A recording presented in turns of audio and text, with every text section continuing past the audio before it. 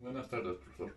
Mi nombre es Víctor Alejandro Calasicho Altamirano y el día de hoy voy a hablar acerca de la Segunda Revolución Industrial, un periodo que, dependiendo del autor, iniciará de 1850 a 1870 y terminará en 1914 con la Primera Guerra Mundial. Audio Jungle.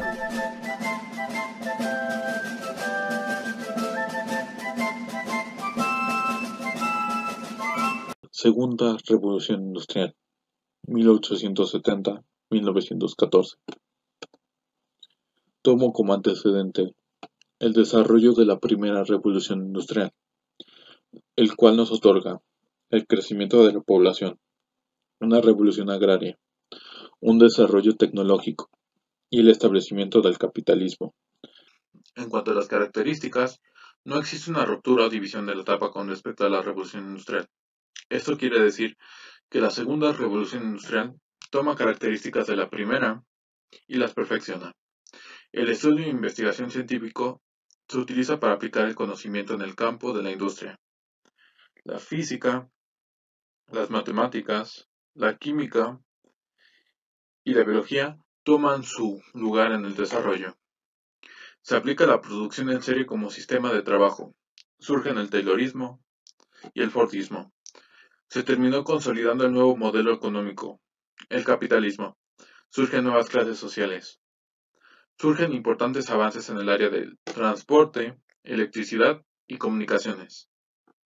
En cuanto a su surgimiento, al igual que la primera revolución industrial, surge en Inglaterra, solo con la diferencia que su desarrollo se elabora a partir de las potencias emergentes, como pueden ser Estados Unidos, Alemania y Japón. Bien, durante el desarrollo de esta revolución, algunas de las industrias que saldrán beneficiadas de este proceso serán las del transporte, la energética, la de telecomunicaciones, la petrolera y metalúrgica.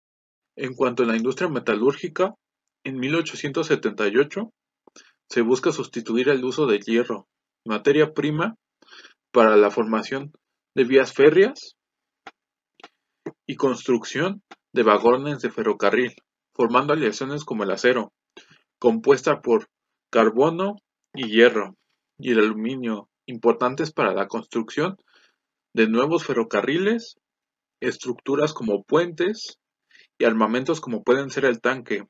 El hierro se distingue del acero debido a su brillo. En el acero es más intenso y el hierro es más opaco. En el caso de las energías, se comenzaron a utilizar nuevas fuentes de energía a partir de la electricidad, el gas y los derivados del petróleo, ya sustituyendo así el carbón y el vapor como principales fuentes de energía, ya que son más viables y tenían mejor rendimiento. Ahora, antes de hablar de la distribución de la electricidad, hablemos de los tipos de corriente. Existen dos tipos de corriente, los cuales son la corriente continua y la corriente alternativa. La corriente continua es un invento que se le atribuye a Thomas Alva Edison y es un tipo de corriente en la que el sentido se mantiene constante en el tiempo. La corriente alterna se le atribuye a Nikola Tesla y es un tipo de corriente en la que el valor del voltaje y el sentido se alternan en un periodo de tiempo determinado. Esto lo vemos claramente en las gráficas. Ahora, ¿cuáles son sus ventajas y desventajas? La corriente continua es muy utilizada en las pilas y paneles solares, y la corriente alterna es aquella que se utiliza para distribuir la electricidad a las casas. La corriente continua tiene una desventaja en cuanto a distribución en casas, ya que es costosa y poco efectiva. La corriente alternativa puede usar los transformadores, por lo tanto es menos costosa y más efectiva en su distribución. Una vez mencionado el tema de corriente continua y corriente alterna, hablemos de la distribución de la electricidad.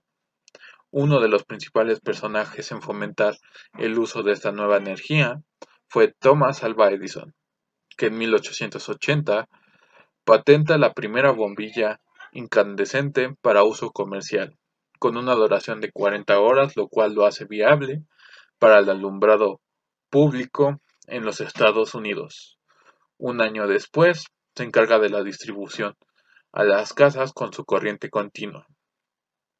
En 1884 contrata a Tesla para que desarrolle y mejore esta corriente continua. Pero como vimos en el tema de corriente alterna y corriente continua, Tesla está a favor de la corriente alterna, lo cual se puede ver como un ataque directo al jefe. Así, Tesla y Edison tuvieron roces hasta que Tesla renuncia y funda Tesla Electric Company, cada uno apoyado por un banquero. Para Edison es Morgan y para Tesla es Westinghouse.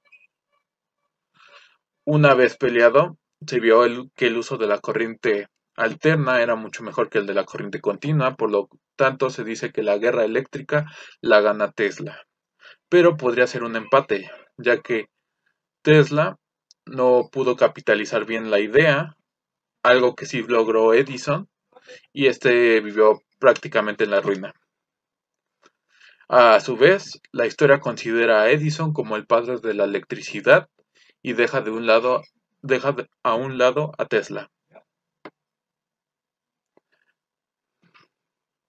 El desarrollo de la distribución de la electricidad trae beneficios a la industria de telecomunicaciones, en donde en esta segunda revolución industrial veremos a dos protagonistas, los cuales van a ser el teléfono y el radio. Y ambos tienen historias muy interesantes, ya que el teléfono y la radio surgen a partir de disputas. La primera disputa que vamos a ver en el campo de las telecomunicaciones va a ser por el desarrollo del invento del teléfono, el cual se da entre Antonio Meucci y Alexander Graham Bell. La historia nos dice que en 1871 Meucci diseña e inventa el teléfono con el objetivo de comunicarse con su esposa, que está a una determinada distancia de 100 metros de su estudio, en donde trabaja como médico. Al tener un éxito, se busca ser patentado, no lo logra y vende su invento a una compañía de telégrafos, misma en la que Alexander Graham Bell trabajaba. Adquiere los planos del invento y lo patenta, siendo él el que se lleve la gloria del invento, hasta que en 2002 la Oficina de Patentes de los Estados Unidos reconozca este invento a Meucci. Y el segundo invento será la radio, en donde Tesla intenta desarrollar un sistema de transmisión sin cables en 1893. Alexander Popov desarrolla el primer receptor del radio en 1895. A la par con Alexander, Guillermo Marconi desarrolla un sistema que envía señales eléctricas entre dos puntos, y este último patenta la radio en el año de 1897, convirtiéndose en el creador oficial del invento, hasta que en el año de 1943 Estados Unidos modifica esta decisión, otorgándose este invento a Tesla. Ahora toca hablar de los distintos modelos de producción, y tenemos al Fordismo, aplicado en la factoría de automóviles de Henry Ford, y que consiste en una producción en cadena de las diferentes piezas de su modelo T. El Taylorismo, que determina una producción de una fábrica dependiendo del rendimiento de los trabajadores, y que el mismo puede ser mejorado al máximo con tal de obtener los mejores beneficios. Este se resume en un obrero más un solo trabajo es igual a mejor producción, y así instituyendo las cadenas en serie. En cuanto al transporte, nosotros en la primera revolución industrial vemos la creación del barco y el ferrocarril, con la implementación del motor de combustión interna a base de diésel.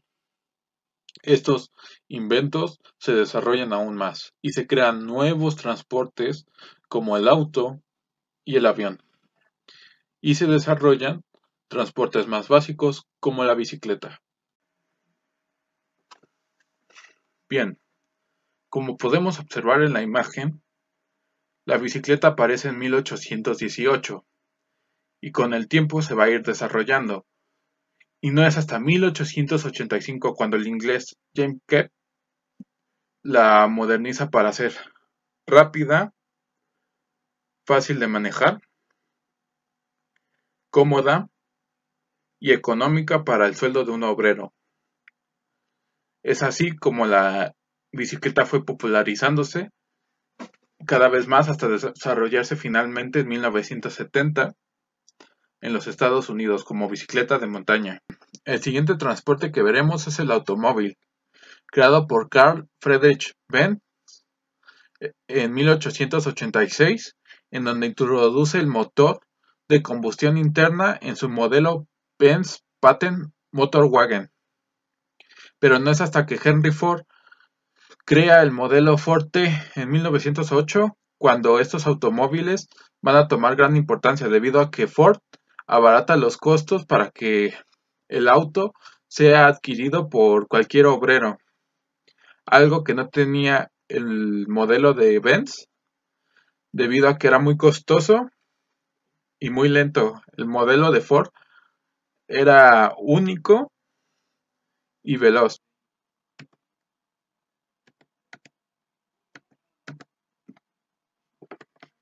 Bien, como último medio de transporte coloco el avión, el cual el 17 de diciembre de 1903 termina su desarrollo y los Wright prueban un biplano llamado Flyer que consta de 3 etapas, siendo la tercera de estas la exitosa, que consiguió volar una distancia de 260 metros en 59 segundos en un vuelo de sustentación, realizando el primer vuelo propulsado de la historia. Ahora toca ver las consecuencias de la segunda revolución industrial. En cuanto a la sociedad, se hace más marcada la diferencia entre las clases sociales del capitalismo. Surge la burguesía y el proletariado industrial. Comienzan a surgir las grandes ciudades debido al abandono del campo. Las riquezas se concentran en los dueños industriales. Surgen pocos ricos y más pobres. Surgen los sindicatos para proteger a los obreros de los malos tratos de los burgueses. Aumenta el éxodo social. En cuanto al aspecto económico, aumenta el rendimiento laboral, lo cual se traduce en una reducción de costes y un crecimiento descomunal de las riquezas en las naciones industrializadas. Se desarrollan las compañías de sociedad anónima. El desarrollo de los transportes permite el intercambio económico entre las naciones. Surgen diversas entidades comerciales y económicas, tales como la Cámara de Comercio, los bancos y las compañías de seguro. Y nace la renta a crédito. Para finalizar el periodo de la Segunda Revolución Industrial, las potencias tomaron una política imperialista, que es el dominio de un Estado sobre otro u otros, mediante el empleo de la fuerza militar, económica o política. Durante el último tercio del siglo XIX, las potencias europeas y algunas extraeuropeas como Estados Unidos y Japón se distribuyen el mundo hasta no quedar nada, con el fin de obtener recursos para mantener esta revolución industrial. Pero no es hasta 1914 que ya el inicio de la Primera Guerra Mundial es inminente y se termina este proceso de la Segunda Revolución Industrial.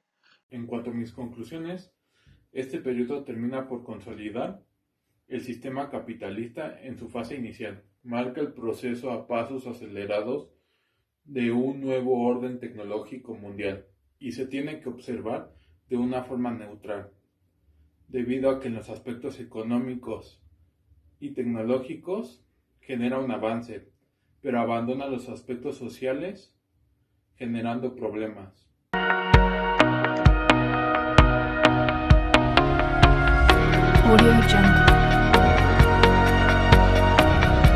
Con esta parte doy por concluida mi exposición acerca de la Segunda Revolución Industrial y abro paso a los comentarios.